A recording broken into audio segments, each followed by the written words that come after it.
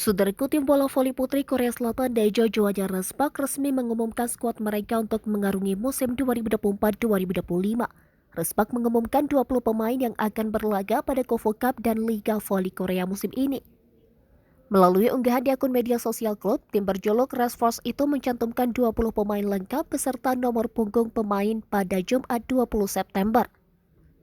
Nomor punggung yang dikenakan Lee Soyong sebagai kapten Respak juga musim lalu itu juga segera diambil alih. Nomor 1 milik Lee Soyong musim lalu diberikan terhadap pemain muda yang berposisi sebagai outside hitter, yakni Kang Dayon. Atlet berusia 19 tahun itu musim lalu mengenakan nomor punggung 19 di Respak. Akan tetapi nomor tersebut saat ini diberikan terhadap rekrutan anyar Respak, yakni Pyo Song-ju. Pyo Song-ju sudah identik dengan nomor 19 sejak masih berseragam Hwasong EBK Altos.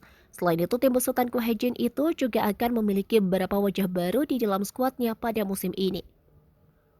Mereka adalah Van Jabukilik, Shin Eun-ji, Lee Yi-dam, dan didatangkan dari Gimcheon Korea Expressway High Pass.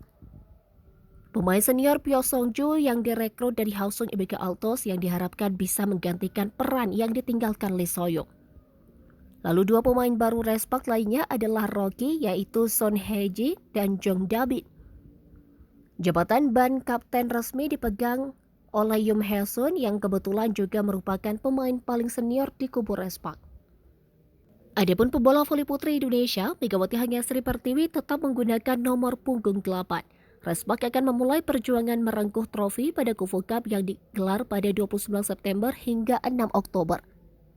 Kemudian Liga Voli Korea yang bergulir 2 pekan setelahnya, yaitu mulai 19 Oktober 2024.